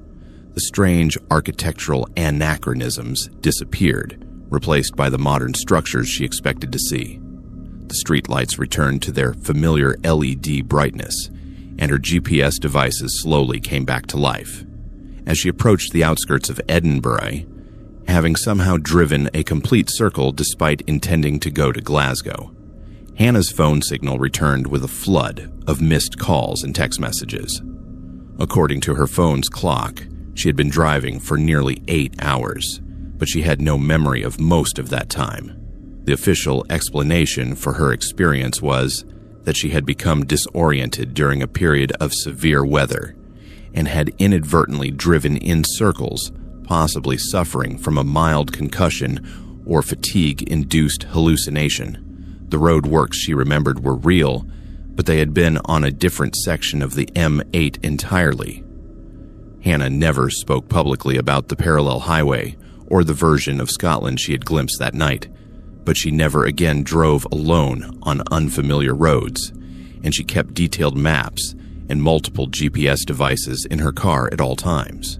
The experience had shown her that the boundaries between realities might be thinner than anyone imagined, and that sometimes a simple detour could lead to places that existed just beyond the edge of the world she thought she knew. The travel guidebook she had been researching was never completed. Hannah found that she could no longer write about Scotland's hidden places with the same confidence, knowing that some of the most hidden places might exist in parallel versions of reality, where travelers could become permanently lost between one world and another.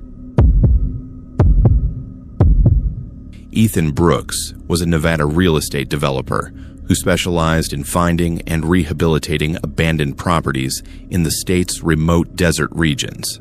His work often took him far from the bright lights of Las Vegas and Reno, into areas where civilization gave way to endless stretches of sagebrush and empty highway. It was dangerous work that required long drives through desolate territory, but the potential profits from converting forgotten properties into luxury retreats made the risks worthwhile. In March 2020, Ethan was returning from a scouting trip near the California border, where he had been investigating reports of an abandoned mining compound that might be suitable for conversion into a high-end wellness resort. The property had turned out to be more deteriorated than his sources had indicated, and Ethan was driving back toward Reno with nothing to show for his 3-day expedition except mounting expenses and growing frustration. It was nearly midnight when Ethan found himself on a lonely stretch of Interstate 80, fighting fatigue and the hypnotic effect of endless white lines rushing beneath his headlights. The desert landscape on both sides of the highway was so uniform and featureless that it seemed almost artificial, like a computer-generated background that repeated endlessly. As Ethan crested a low hill, he noticed something unusual in the distance. A convoy of vehicles moving in the same direction as he was, their taillights forming a steady red line across the dark landscape. It was rare to encounter so many vehicles traveling together on this remote section of highway, especially at such a late hour. Curious about the convoy's destination, Ethan increased his speed to get a better look at the other vehicles.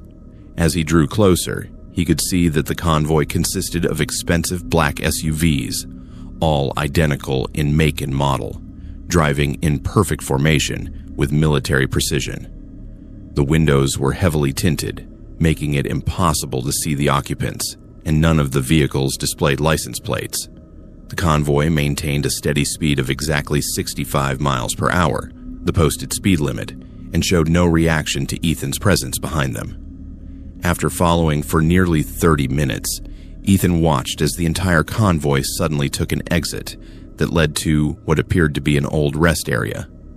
The exit was marked with a faded sign that simply read, "Facilities, 2 miles." Ethan's exhaustion was beginning to affect his judgment, and he decided to follow the convoy, thinking that a rest stop might be exactly what he needed before continuing his drive. The exit ramp led to a narrow 2-lane road that wound through a series of low hills, eventually opening into a large paved area that had once served as a traditional highway rest stop. However, the facility had clearly been abandoned by the state decades ago and had been extensively renovated by private parties. What had once been simple picnic tables and restroom facilities had been transformed into something that looked more like a high-security government installation. Powerful floodlights illuminated the entire area with brilliant white light, and Ethan could see that the perimeter was surrounded by tall chain-link fencing topped with razor wire. The convoy of black SUVs had parked in orderly rows, and their occupants were already moving toward a large warehouse-style building that dominated the center of the complex. The people emerging from the vehicles were well-dressed in expensive suits and formal wear, moving with the purposeful stride of individuals attending an important business function. Ethan parked his car at the edge of the lot and approached the entrance to the warehouse, unsure whether he would be welcome but too curious to simply leave. A security guard at the entrance, a large man wearing a black suit and earpiece, looked him over with professional assessment before speaking. "You here for the auction?" the guard asked. Ethan hesitated, not wanting to admit that he had no idea what auction the man was referring to. "Yes," he replied, hoping his business attire would help him blend in with the other attendees. The guard nodded and handed Ethan a small plastic card with a number printed on it. "Bidding starts in 10 minutes. No photography, no recording, cash or wire transfer only. You understand the rules." Ethan nodded and entered the warehouse, still not entirely sure what he was getting himself into. The interior of the building had been configured as an auction house, with rows of folding chairs facing a raised platform where an auctioneer's podium stood under bright lights. Perhaps 100 people were already seated, all dressed formally and speaking in low, measured tones that gave the gathering an atmosphere of serious business. As Ethan took a seat near the back of the room, he noticed that many of the attendees seemed to know each other well, greeting one another with the familiarity of regular associates. The conversations he could overhear were conducted in multiple languages: English, Spanish, Russian, and others he could not identify, but all carried the same tone of confident authority that suggested these were people accustomed to high-stakes negotiations. The auction began promptly at 12:30 a.m., with the entrance of a well-dressed man who took his position behind the podium. He was middle-aged, perfectly groomed, and spoke with the polished diction of someone who had conducted many such events before. "Ladies and gentlemen, welcome to tonight's special collection," the auctioneer began. "As always, all sales are final. All transactions are confidential, and all merchandise is guaranteed to meet the specifications outlined in your catalogs." It was only then that Ethan realized he had not received a catalog, and as he looked around he could see that every other attendee was consulting a bound booklet that apparently contained details about the items being offered for sale. Before he could worry too much about this oversight, the first lot was brought onto the platform. What Ethan saw made his blood run cold, and his mind struggled to process what his eyes were showing him.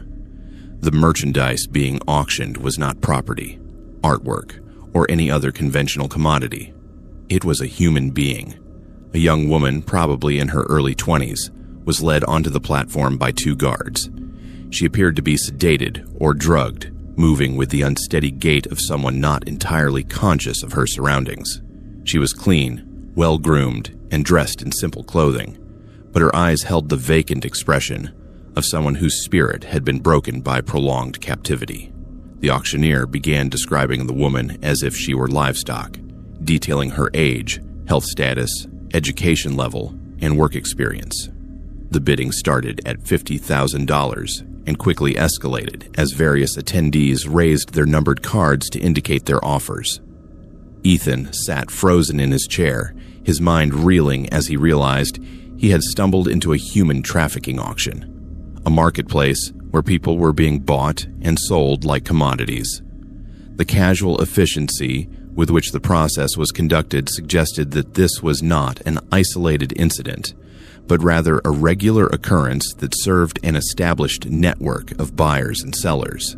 As additional lots were brought onto the platform, men, women, and even teenagers, all displaying the same drugged compliance as the first victim, Ethan understood that he was witnessing one of the most evil enterprises imaginable.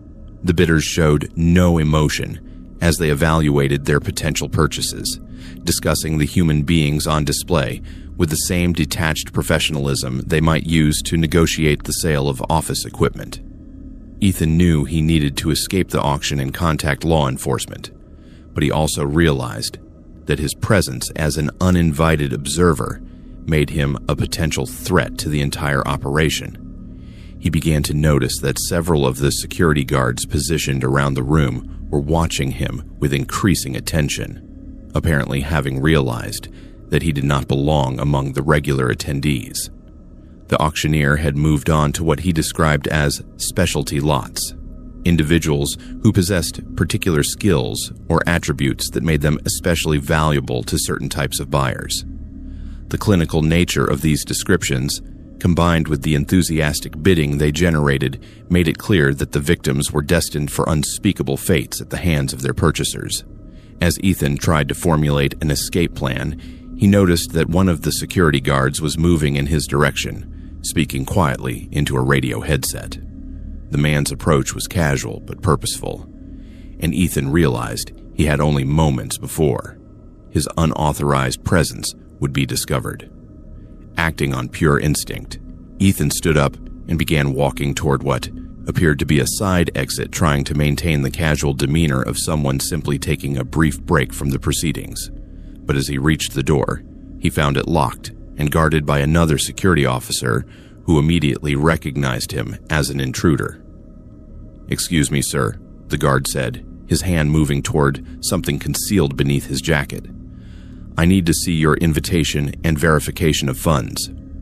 Ethan realized that his only chance of survival lay in convincing the guard that he was a legitimate attendee who had simply misplaced his credentials. "I left my paperwork in my car," he said, trying to sound annoyed rather than terrified. "My associate Marcus Valdez handles all the documentation. I just need to step outside for a moment to retrieve it." The guard's expression suggested that he was not entirely convinced by Ethan's story, but after a moment of consideration, he stepped aside to allow Ethan to pass. "You have 5 minutes," he said. "After that, we will need to verify your credentials, or you will need to leave." Once outside the warehouse, Ethan moved as quickly as possible toward his car, expecting at any moment to hear shouts or pursuit behind him. The parking lot was still illuminated by the powerful floodlights, but the rows of black SUVs provided some concealment as he made his way toward the exit. As he reached his vehicle, Ethan could see that additional security personnel had taken positions near the entrance to the complex, apparently alerted to the presence of an unauthorized observer. He realized that simply driving away might not be enough to ensure his safety. The organization conducting the auction clearly had the resources and connections to track down witnesses who might pose a threat to their operations. Ethan started his car and drove toward the exit as calmly as possible, hoping to avoid attracting attention through any sign of panic or urgency. As he passed the security checkpoint, one of the guards made a note of his license plate number, confirming Ethan's worst fears about the consequences of his accidental discovery. Once he was back on Interstate 80, Ethan drove for nearly 2 hours before stopping at a well-lit truck stop where he could safely contact law enforcement. When FBI agents investigated the location he described, they found nothing but an abandoned rest area with no evidence of recent activity. The warehouse that had housed the auction was empty, and the extensive security improvements Ethan had observed were nowhere to be found. The investigation that followed Ethan's report uncovered evidence of a sophisticated criminal network that used mobile auction sites to avoid detection by law enforcement. The organization apparently moved their operations frequently, using different locations for each auction and maintaining extensive counter-surveillance capabilities to identify and neutralize potential threats. Ethan was placed in protective custody while agents worked to dismantle the trafficking network he had exposed. Over the following months, multiple arrests were made and several victims were rescued, but the leadership of the organization remained elusive. The case highlighted the horrifying reality that such operations exist in the hidden spaces between normal society and the criminal underworld. The experience left Ethan permanently changed, unable to drive the remote highways of Nevada without wondering what other horrors might be hidden just beyond the reach of civilization. He relocated to a different state and changed careers entirely, but the memory of that midnight auction continued to haunt him, a reminder that the most monstrous crimes often occur in places where no one thinks to look for them. His testimony helped convict several members of the trafficking network, but Ethan knew that the evil he had witnessed represented only a small fraction of a much larger and more pervasive criminal enterprise. The knowledge that such auctions might be occurring regularly in locations across the country was a burden he would carry for the rest of his life. Madison Clark was a Canadian photographer known for her fearless spirit and love of the open road. In early autumn of 2017, she planned a solo journey along the scenic highways of British Columbia, where she hoped to capture the forest's fiery colors and serene mountain landscapes for a photography exhibition she was preparing on Canada's natural wilderness. Her trip was meant to be a refreshing escape from the chaos of urban life in Vancouver. She packed her camera equipment carefully, loaded her SUV with camping gear and supplies, and set off with a heart full of anticipation for the adventure ahead. Madison had made similar trips dozens of times over the years, but this journey would prove to be unlike any she had ever experienced. The first signs that something was wrong appeared on her second day of travel, as she drove through a particularly remote section of the Coquihalla Highway. Madison had stopped at a scenic overlook to photograph the autumn colors when she noticed a small town nestled in the valley below that did not appear on any of her maps. The settlement looked quaint and inviting, with smoke rising from chimneys and what appeared to be a charming main street lined with historic buildings. Curious about this undocumented community, Madison decided to investigate. She followed a narrow, winding road down into the valley, expecting to find a typical small mountain town where she might be able to purchase supplies and perhaps capture some interesting photographs of rural Canadian life. What she discovered instead was a place that seemed frozen in time, not the nostalgic charm of a preserved historical site, but something far more unsettling. The buildings appeared to be from different eras, as if architectural styles from various decades had been randomly assembled without any regard for chronological consistency. Victorian houses stood next to 1950s ranch homes, while Art Deco commercial buildings neighbored structures that looked like they belonged in the early 20th century. The residents of the town were equally anachronistic. Madison observed people dressed in clothing styles that spanned multiple generations, moving about their daily activities with an odd, dreamlike quality that made her question whether she was observing reality or some elaborate historical reenactment. When she attempted to speak with locals, their responses were friendly but vague, as if they were not entirely present in the conversation. Most disturbing of all was the town's atmosphere itself. Despite the pleasant appearance and the welcoming behavior of the residents, Madison felt an overwhelming sense of melancholy and loss permeating every interaction. The place felt like a repository for forgotten dreams, a collection of moments and memories that had somehow become trapped outside the normal flow of time.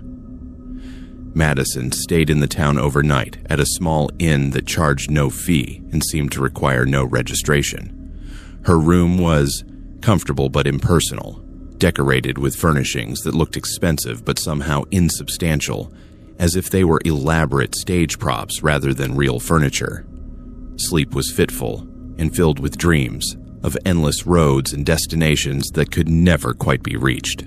When she attempted to leave the town the following morning, Madison discovered that the road she had used to arrive no longer led back to the main highway. Instead, it curved through the forest in a complex loop that inevitably returned her to the same downtown area where she had started. Every route she tried led back to the town center, as if the entire valley had been reconfigured to prevent departure.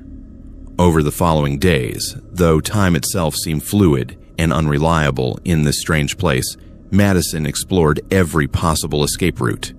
She drove up hiking trails, followed logging roads, and even attempted to navigate cross-country through the forest. But every path eventually curved back to the town that had become her prison. The residents seemed genuinely puzzled by her desire to leave.